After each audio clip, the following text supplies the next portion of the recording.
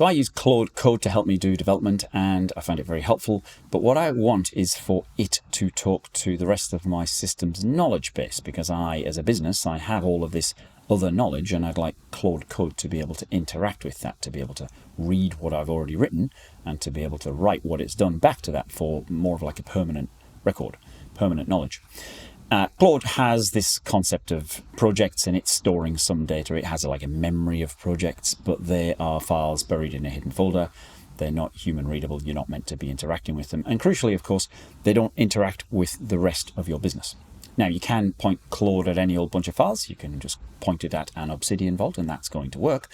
But what you're going to find is that Claude, without structure, resorts to finding files using wildcards. So it's just going to find, based on asterisks, the things that it thinks might be relevant, and if it finds something that turns out not to be the right file, it doesn't know that, and you might not know that until later on. So what we want here is to give it some structure, and hey, guess what? You're in the right place if what you want is structure, because what Johnny.Decimal is famous for is a very rigid hierarchical structure, which has this concept of IDs, which we'll see are very, very useful.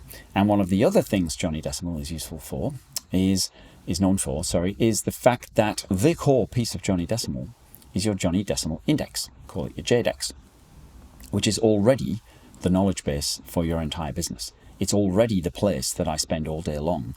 It's already the place that I document all of this stuff and record my thoughts. So I don't even have to invent some new place. All I have to do is hook these two things together. Your JDex, I'm not going to go into great detail here on your JDex. It's basically a structured Obsidian vault. There'll be more videos linked below on that concept if you want to catch up. But the key thing to know here is that Johnny.Decimal IDs, e.g. 21.35, we're going to see, allow Claude to connect to that ID using a very predictable pattern. It uses a glob pattern, if you know what that means. If you don't, it doesn't matter. What it means, though, is that it can exactly go and find that file immediately, and it doesn't just have to find and then get these results back and try and figure out which result. You can just tell it exactly which file to look at. That's super powerful. So I've built a bunch of skills. Let me show you those now. Okay, so a very high-level overview. All of this is available for download at GitHub, Johnny.Decimal-skills. So we've got two new skills, one environment variable and a dot file. The two skills are JDex is the first one. So your Johnny.Decimal index is your JDex. That's really nice because it's just a short thing that's very distinct, and it works very well as a skill name.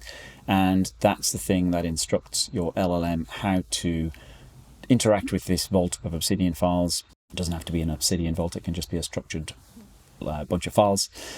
Interact with this vault of files using the glob pattern and make sure that it doesn't do things like guess IDs. It only uses the ID that you've instructed it to use, because we don't want it to guess. We know what we mean. We want it just to use the thing that we mean. The second skill is called Johnny.Decimal, and it just codifies the rules of Johnny.Decimal and how IDs and areas and categories link to each other and are named. So that just helps Claude get around a bit. Then I define an environment variable, which is JDex_root, and that is the path of this vault that we're talking about. So that's just the file path. And then the other key thing here is I'm often working in a file bunch. I'm often working in a file of folders with a bunch of stuff in it that isn't in my main file system. So it isn't in this neat structure. Why would I do that? Well, I'm doing development, and when I do development, those files don't play very nicely if you save them in your cloud drive, because for the developers out there, it's the node modules folder. For the rest of you, let's just say when you do certain things in development, you end up with hundreds of thousands of tiny files, and they wreak havoc if you try and put them in your iCloud drive or your Dropbox or whatever. So typically we store those somewhere else. And so I'm at some other place, we'll see in a moment, I'm at some other place that has no link back to to this entry 21.35. And so what I do is I create a small file, .Johnny.Decimal, so it's hidden by default. And in there, I just put ID : 2135, and the skill reads the .file, and that's how it knows exactly where to look. It's super, super quick. And the nice thing about that .file is it's human readable by me. If I want to recall which ID that this development folder relates to, I can just read the .file. So let's have a look at all that in detail. All right, here we are. So I've got my JDex entry on the left. That's all of my words and stuff. That's a big long entry. There's like 2,000 words in there. I'm not going to show you all that. And on the right here, we have a folder. Let's get to this development folder, and you can see from its path, there's no link between these two places. How else would Claude know where to go?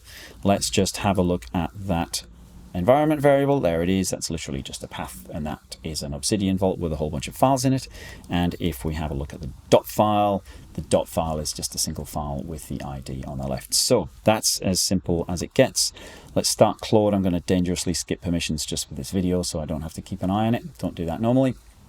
And there we go. We're in Claude, and let's ask it to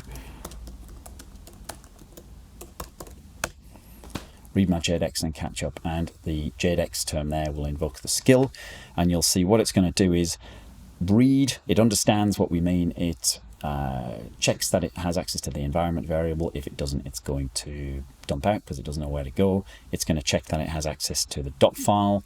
If it doesn't have access to the .file, it looks for an ID in square brackets in the current folder name, but I found the .file is just simpler and more reliable. And then it's gone and it's found that file, like I say, specifically by matching a glob pattern. So it didn't rummage around for that file. And a key part of the skill is I've told it not to go rummaging around. Do not guess. Match that file using a glob pattern. And there we are. It's found that, and it's given me a bit of a summary of what's gone on there. Nice and simple and quick, and about as deterministic as you're going to get if you're using an LLM. It isn't perfect, of course, but I've gone around in a bunch of circles trying to make it as good as it can be and encouraging it to just use that ID and not try and guess itself. Okay, let's interact with this entry. I'm going to ask it what work packages this job links to. The skill is using the just released, you need to be on the insiders program, but it'll be out soon enough, the Obsidian command line tool, which lets you query your Obsidian vault from the command line, so it can do nice things. It's just, again, it's just a bit faster than it having to troll the files. It can just query that, and it can, there you go, you can see it's linked to those work packages. And then let's ask it something like, if any of my P5 ideas, which is just a bunch of text that I've stored in this JDex entry, just loose ideas about things that I might want to do on this project in the future, and I'm asking it if any of these P5 ideas relate to these work packages. I don't think they do. The point of this isn't to demonstrate the particular knowledge in this system here. I'm just using this ID as an example. The point is that I've now created a link between Claude, which I see as, I like to think that I'm working with Claude when I'm doing development, and it doesn't sit in isolation. It sits in the context of my broader business. And my JDex, the thing on the left, contains everything there is to know about my broader business. It is the definition of my business. It uses the small business system, which you can get at jdhq.johnnydecimal.com if you want to just jump into a small business pre-built Johnny.Decimal system.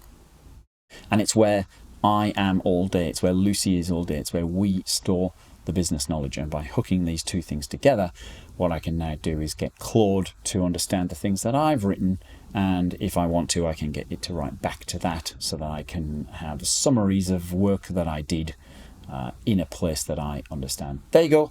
That's really quite simple. There's not a lot to it. I'll put these skills online on the GitHub. Follow along on the blog, blog.johnnydecimal.com. I'll keep updating these videos here, and let me know if you found that useful and what else you need.